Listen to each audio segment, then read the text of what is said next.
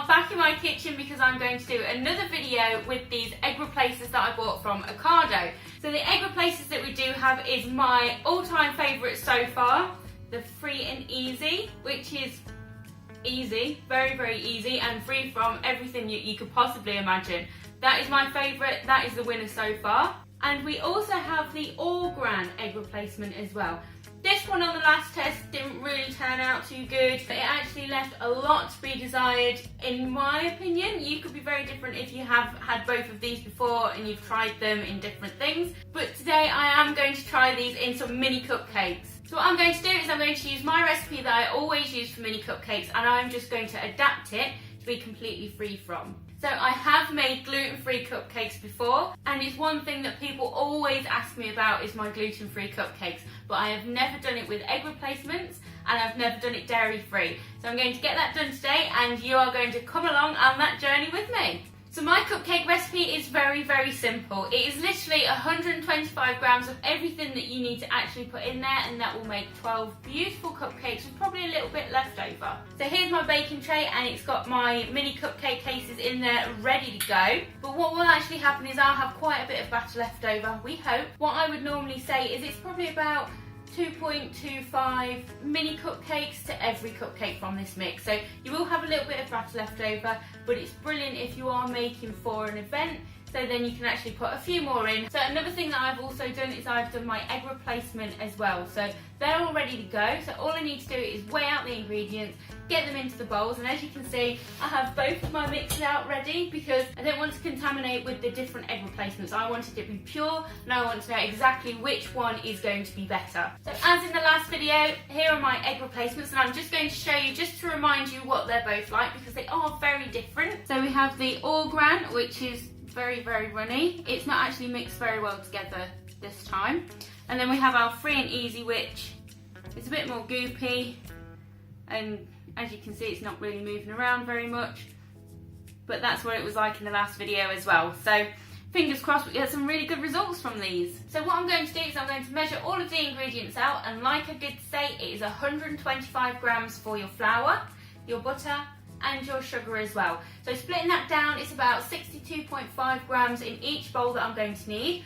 First off, I'm going to start creaming the butter and the sugar. Now the butter that I am using today is my Flora dairy free, so it's completely vegan friendly, and this is the butter that I'm going to be using in both of the mixes.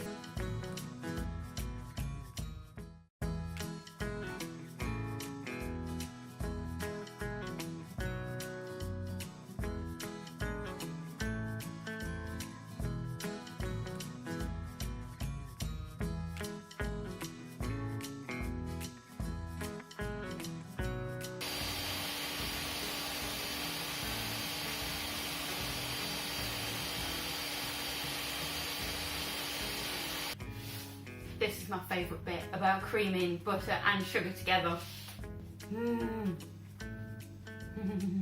It's the best bit.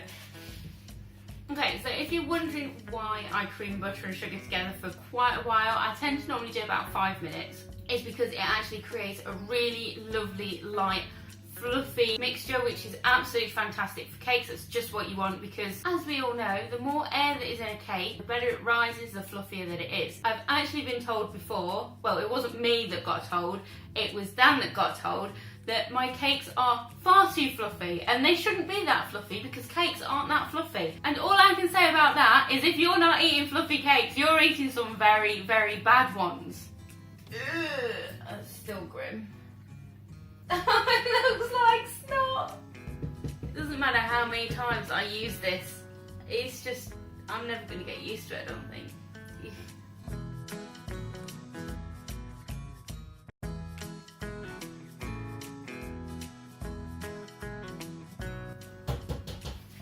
See, I feel like I really do need to give this all-gran one a chance, but already I'm not impressed. So normally when you mix your butter and sugar to your egg, or your egg to your butter and sugar, it should kind of go like a sort of sticky consistency and quite thick, whereas, yeah, it's thick, but it's starting to look a little bit like scrambled egg. I don't know if you can see it in there, but I'm not 100% with that one, but we'll see. It may rise and look absolutely phenomenal when it gets turned into a cupcake, but we'll see. I'll show you this one. This is my free and easy. So it's a little bit more sticky than I would expect, but see that? But you know, it's not too bad, and I can loosen that up with a little bit of milk when I actually put the soya milk in it in a minute. So overall, I'm rooting for free and easy right now. I've got the flags out and everything. I'm waving them, waving those bad boys. So the next thing to add is the gluten-free flour. The gluten-free flour that I am using, it's not a self-raising, but it's by Dove's Farm and it's free. So I do a lot of gluten-free baking. I do know a lot of people who are gluten-free. So I do have a couple more of these in the cupboard because I just do it so often. So I'm going to get my bowls back onto the scales and I'm going to measure out 62.5 grams of flour for each one, and then I'm going to give them a mix, pop some vanilla in, pop some milk in, a little bit of oil as well, because gluten-free does tend to be a bit dry, as a lot of you will know if you do eat gluten-free food. So just adding a tiny little bit of oil in there will just help stop that dryness. So I'm just going to mix those in, and then I will add my milk and my vanilla and a little bit of oil, and then they're ready to go in the oven.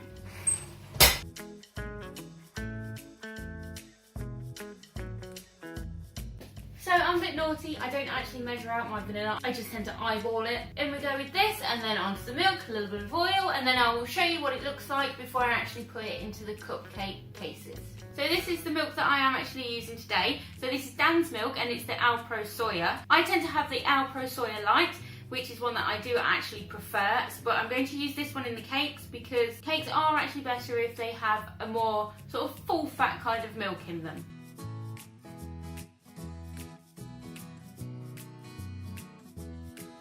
Some interesting results, I can tell you that. Okay, so I have seen such a huge difference with these. I'm just going to show you in the different bowls before I get them in the cake cases.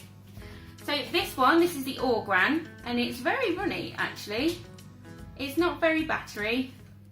Oh, it's battery, but it's just runnier than I normally like for, you know, doing my sorts of cakes. I'd be a little bit worried if my regular batter with my normal eggs actually turned out like that. But then I have the one which is free and easy, which it was actually starting to worry me a little bit at points. But this one is a little bit stickier. But I'm still rooting for this one. So let's get them in piping bags. I'll pop them into the trays. I'll just show you which one's which in the tray, and then I'll pop it in the oven. So as you can probably see, I do actually have some white marks on this tray already from where I've had to split a couple of different recipes. So I'm going to put one in one side and one in the other. I think I'll probably put the Orgran in this side and then the free and easy in that side, just so that I know which one's which.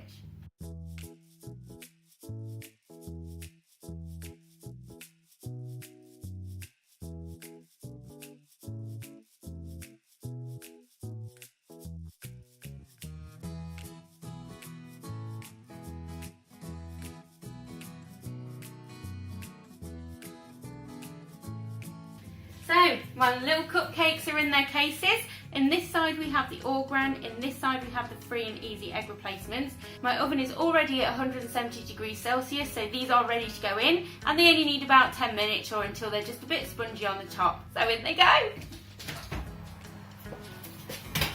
Right, so the time is up and I'm about to get them out of the oven. So I've already got one out of the oven, which is the free and easy, because they did actually cook by about 13 minutes, so it's a little bit longer than normal cupcakes. And I just had to leave the other ones in the oven for an extra couple of minutes. So the other ones are probably about 15 minutes. But I'm just going to get those out now, and then we can pop them on the cooling rack to cool, and then we can put the buttercream on.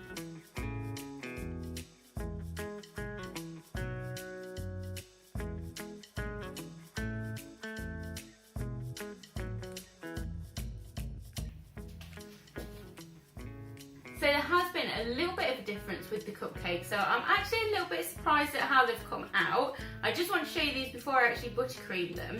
So this one was the free and easy, so if you just have a look at it, it's actually sort of dipped down in the middle a little bit, which I don't know whether that's because there was a little bit too much oil in, but it did kind of, I saw it in the oven and it just rose, and I was like, oh my god, whoa, I'm going to have a gigantic mini cupcake in my tin. But no, it kind of rose and it rose and it rose and it rose, and then it got to, I think there was about 2 or 3 minutes left on the timer and it just sunk. And I was like, oh, great. Whereas this one, this is the all-ground one, so if you just have a look, beautiful flat smooth top, whee, which I'm actually really impressed with, but we'll have to do some buttercream in, and then we can do a little bit of a taste test and we can see which one wins. So while these little cupcakes are cooling down over here, I'm going to make the buttercream that I'm going to use just to top them off with in a little bit. And I'm going to be using the same flour that I actually used in the cupcakes themselves. So I'm going to be trying to make them a little bit Easter-like because we are coming up to Easter. So Dan does have some of his mini eggs left, and if you don't know why he has lots and lots and lots of mini eggs, or had lots and lots of mini eggs, then I will just link above for you so you can click on the link and watch that video. So how I make my buttercream is I do 150 grams of butter, I'll cream it all together, and then I'll pop in the icing sugar. The icing sugar, and there's a lot of it, is about 340 grams. So I'm going to do that, get all that sorted out, and then we will ice our mini cupcakes and try and see which ones are the best. Why are you eating me?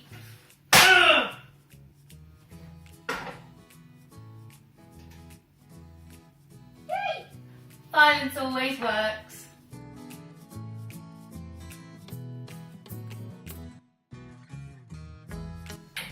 Time to get creaming. So for buttercream, I always use my white mixer. The reason why I use my white mixer is because it's got a little bit more of a to it. Plus this white one is like a machine. Like, it is a real proper machine. You can tell it was built in the 60s because there is no break in this bad boy.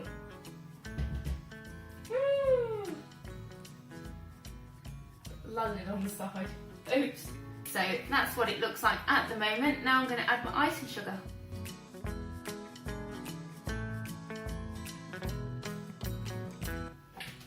So with my icing sugar, I do actually tend to split it down a little bit. If you put too much icing sugar in there and then turn your mixer all the way up, you are going to be covered in white dust. It's going to go everywhere. It's going to go on your kitchen cabinets. It's going to go in your hair. It's going to go on the cat. So split it down into 2 halves. Like I said, I do normally do 340 grams of icing sugar. So I've got 200 in here. Just going to mix it all up, and then I'm going to put the other 140 in a minute.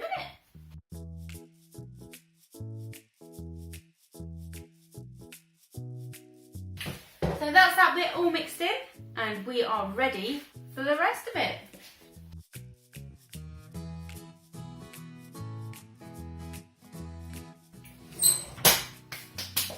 So, handy little trick for you. When you are making buttercream, don't just pop it in for like a minute and think, oh, it's done, because it's going to be really thick and it's not going to be the fluffy buttercream that everybody loves. What you really want is something that's really light and really fluffy. So I tend to pop my mixer on and I leave it for a good 5 to 7 minutes, because leaving it for about that long, you are going to get something really nice, really fluffy, absolutely gorgeous buttercream. This is what we are looking like for our buttercream. It looks absolutely divine. So I'm just going to pop some milk in there, and I'm also just going to pop some vanilla in there as well, and then I'll leave it for another couple of minutes and we'll see what we've got.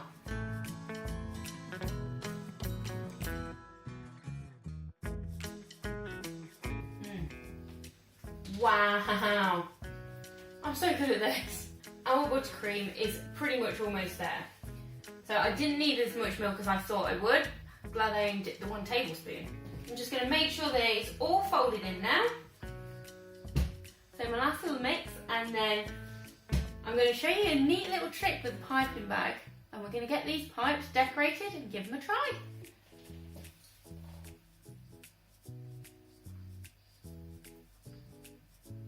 You know you've got good buttercream when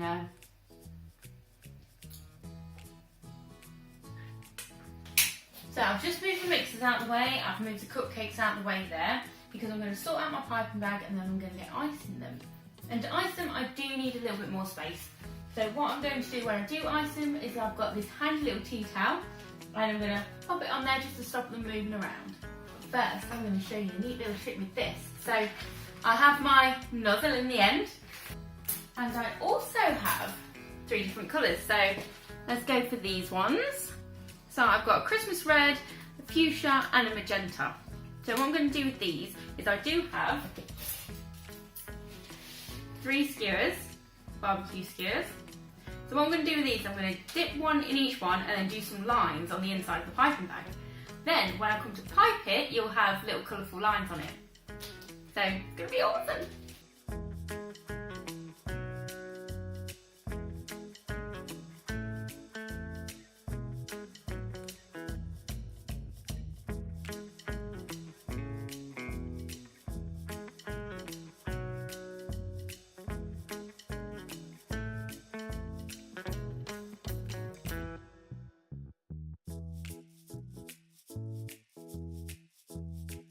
So that's it, my 3 colours are in, and that is what the piping bag looks like on the inside. So now I'm going to pop all of my buttercream in there, just make sure that all the colours are actually coming out, and I'm going to decorate my mini cupcakes.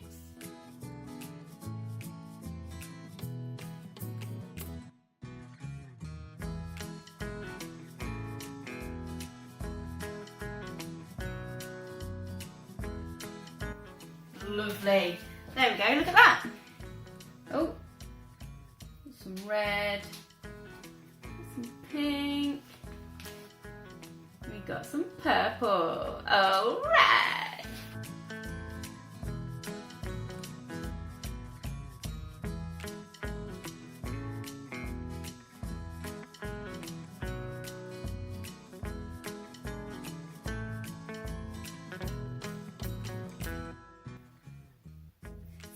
So far, they're my little cupcakes.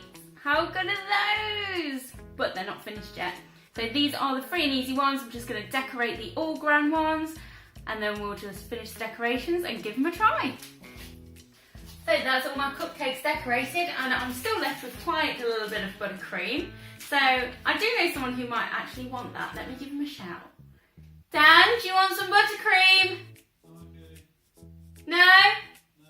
Okay. He's going to want cake, that's what it is. So, I know that you heard me talking about Dan's mini eggs. Well, that was the 3 kilo bag that I got him for Valentine's Day. As you can tell, it's not lasted very long. But I'm going to just Easter these bad boys up, and we'll have a look at them and we'll get trying. So there we go, here are my little mini Easter free from cupcakes. So we need to get trying them, I think. But just so that you can have a look and see, look at those, don't they look so sweet? Oh my god, I'm in love. I am so in love with these little cupcakes. They are amazing.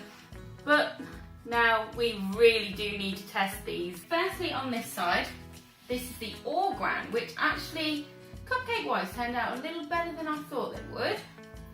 So let's just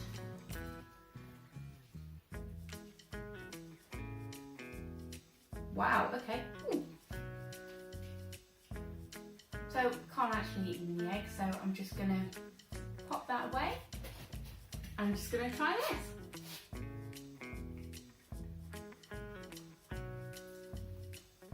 Buttercream, amazing. The cake kind of fell apart, so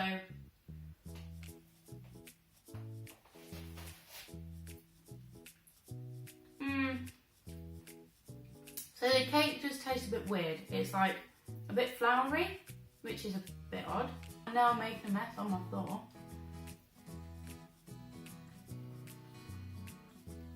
Okay, so it tastes like a little bit bitty. So it's okay, it's just a little bit bitty. So here we go, the free and easy. So again, bye bye mini egg. So let's see what this one's like. So this one was the one that I didn't think it would actually happen to, where it got sort of pitched in the middle, which is really odd, but we'll see. So it's not sticking to the paper like the other one did. Oh, there's a bit of cake on the floor. So there we go. Look, squishy. I like the buttercream. obviously. Okay.